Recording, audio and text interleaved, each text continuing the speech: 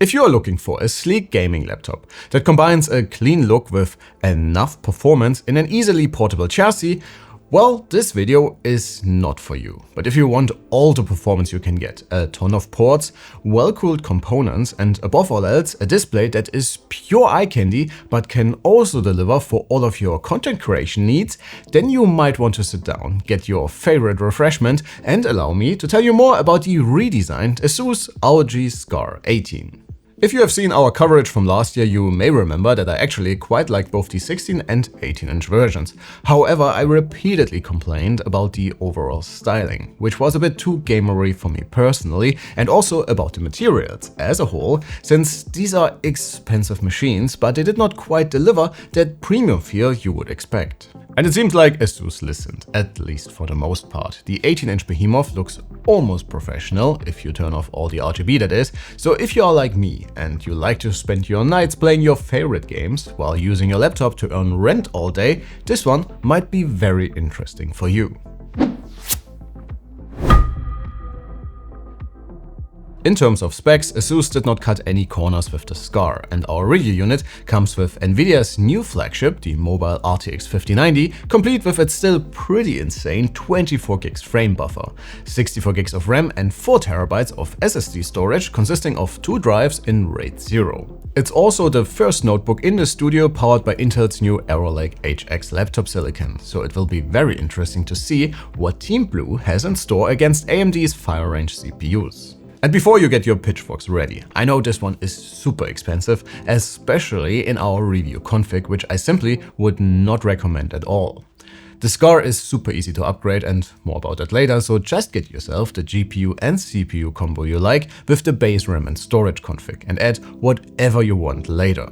You also know by now that GPU and for that matter CPU performance did not make a huge leap in 2025, so if you do not want or need the additional VRAM or Blackwell exclusive features like FG or the boosted AI performance, a 2024 model, be it the Scar or a similarly equipped 18-incher, is still a very valid option. If you need help deciding or need a refresher, make sure to check out our 18-inch laptop overview from a couple of months ago.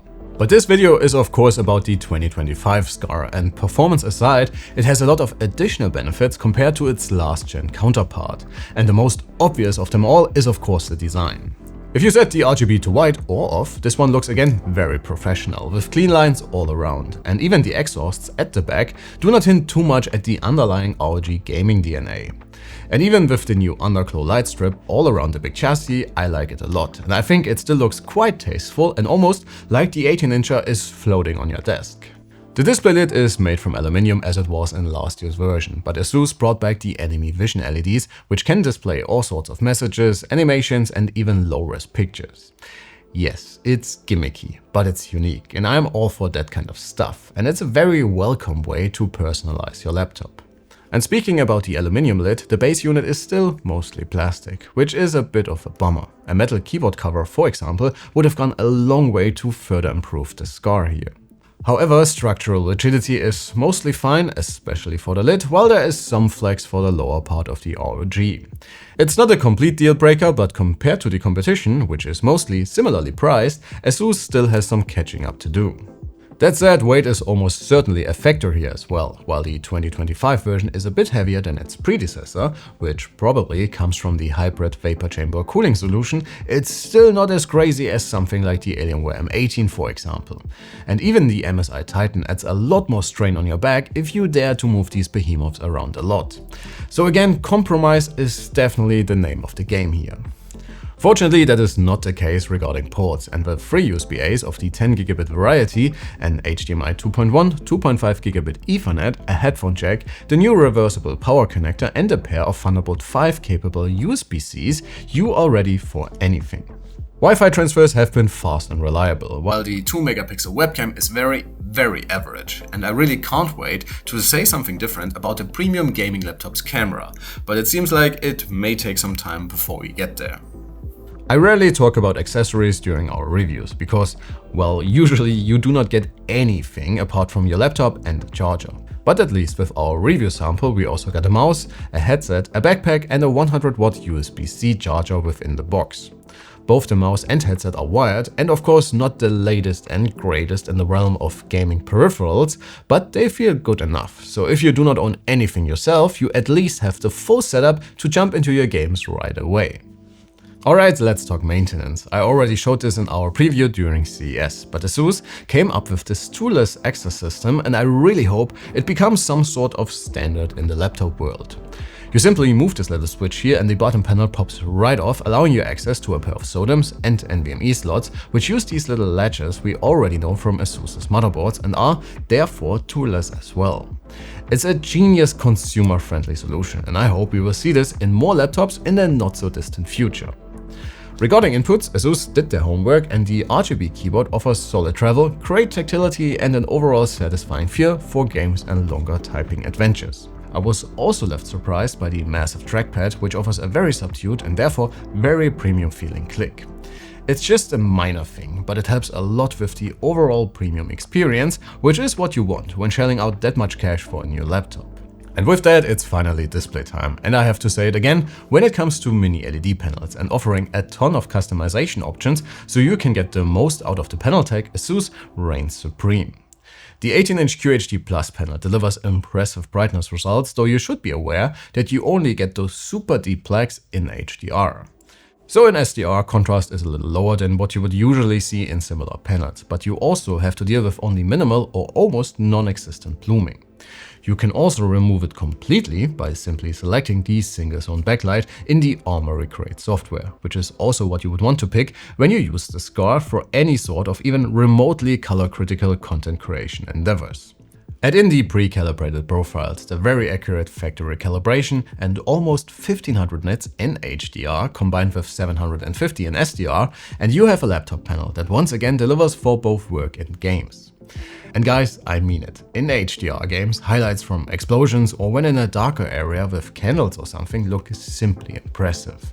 And with the additional color tools, the ROG gives you a massive canvas for all of your video or photo editing needs. All of this is of course not worth a lot when performance leaves you wanting, and it really doesn't. The difference compared to last year's Scar 18 is substantial, while not night and day compared to what something like the MSI Titan or Alienware M18 brought to the table. And you know the drill, we did some initial testing to give you an overview for what you can expect from each of the 3 performance profiles and settled on Turbo for our benchmark runs. And how about we kick things off with the CPU? The Scar bets on Team Blue's all-new Core Ultra 9 275HX. So we are talking a total of 8 performance and 16 efficiency cores for a grand total of 24 real cores without any form of hyper-threading. And very much like in our preview for AMD's 9955HX 16-core monster, Intel's offering is allowed a max power draw of 150 watts in the Scar 18. In our CPU rating, both new high-end laptop CPUs deliver basically the same overall score, while offering around a 10 to 15% performance lead against last year's fastest laptop, while the Scar is even managing almost 20% against its direct predecessor. In our isolated Cinebench runs, the Core Ultra 9 sits atop everything else the competition has to offer, and even in multi-core, the hybrid core approach is able to beat AMD's new offering. Not with a huge lead, but definitely a measurable one. And even in terms of efficiency, the new core architecture improves on its predecessor and once again gains a small lead against Team Red, the times we live in. Circling back to the Scar itself, compared to the high-end competition from last year, our PCMark runs reveal only average numbers, while the RAID 0 combination of 2 fast NVMe drives reveal even faster theoretical transfers. But you would need some really specialized workflow to feel that in everyday scenarios, and I guess it's just something for the marketing department to brag with higher numbers here. In the GPU department, the Scar can only improve slightly upon the Plate 16, which is not quite what I was expecting considering the faster CPU and higher GPU TGP. But when looking at our isolated 3D Mark results, it seems like when you push the 18-incher with a more CPU-bound load, things aren't looking too good, at least in synthetics. TimeSpy paints a completely different picture though. The 5090 nets you a pretty massive 20% difference against the 2024 Scar and a still pretty sizable performance bump against last year's top dogs like the Alienware M18 or again the MSI Titan. I mentioned earlier that the Scar could be a great workstation for creators or really anyone who needs a lot of performance that can be somewhat mobile. So before we get into games, let's have a look at some creator results. In Blender, the 5090 offers the same overall performance increase we see in highly GPU-bound scenarios in general. And while last year's options are not far behind, in longer renders the difference might become significant, especially when time is money. Photoshop seems once again a bit finicky or does not quite know what to do with the new silicon, while we do get some solid uplift in performance in Premiere and especially in Resolve as well, which I personally love to see since it's what we use for our videos.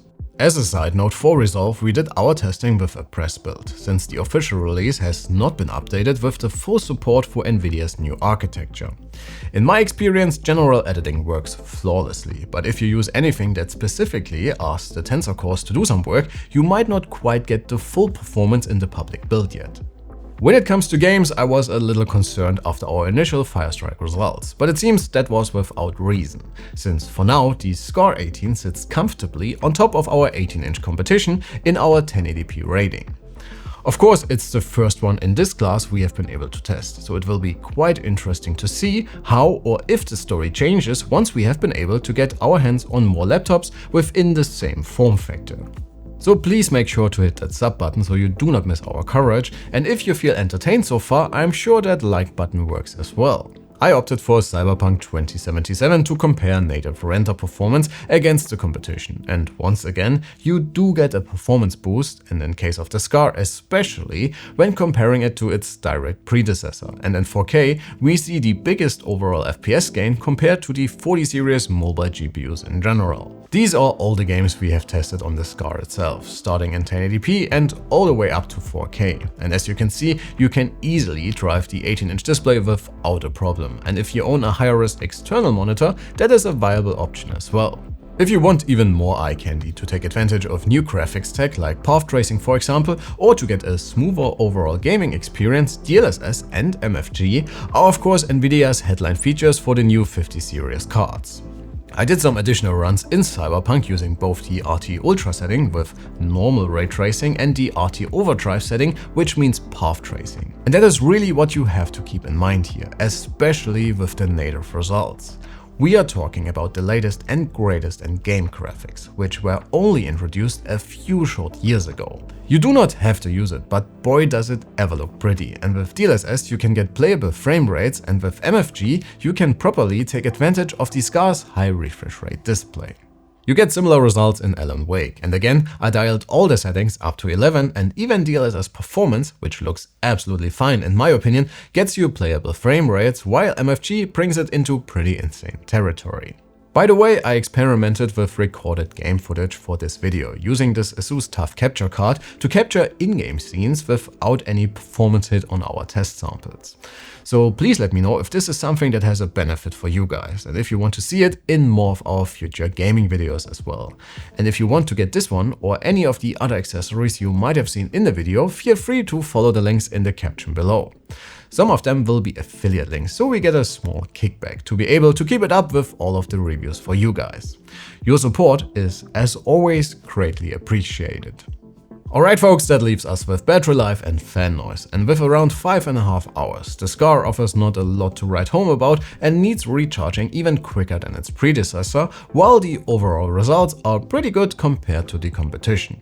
In terms of fan noise, I would say it's fine. For lighter tasks, you mostly get an almost completely silent laptop with enough gaming performance for less demanding titles. Performance is definitely audible, but actually quite alright, especially given the power levels for the GPU, and Turbo will most likely ask for headphones. Personally, I think it's reasonable for the amount of performance you are getting, and I am pretty sure we will see louder laptops in 2025. As always, I recorded some noise samples and included some Cyberpunk runs on battery and with the included 100-watt USB-C charger to give you an additional idea of what to expect in those scenarios. And for those of you wanting even more numbers, be sure to check out our written review on the website. You can find the link in the description below.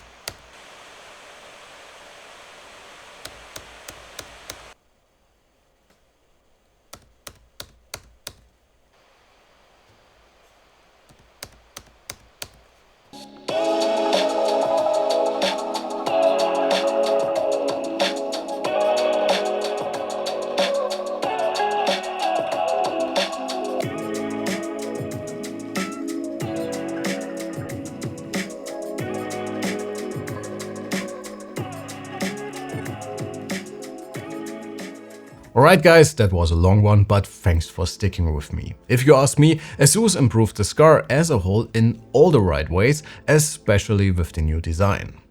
I would still ask for a bit more metal around the lower part of the chassis for that extra bit of premium feel, but the ROG is already a massive improvement compared to its last gen counterpart. And while battery life and fan noise might not give you a tremendously different experience, the stellar display both for games and work, new internals and the overall package make for an excellent, somewhat mobile computing and gaming companion. The Scar is not a budget option though, and we are also pretty early in the review cycle for everything that is to come, especially in the 18-inch form factor. But Asus came in swinging with a very well-featured full package, and I cannot wait to see what the competition has in store for 2025. But that should be it for today. Thanks for watching folks. Again, make sure to hit that like and sub button. My name is Alex, you have been fantastic, and I cannot wait to see you all in the next one. Take care.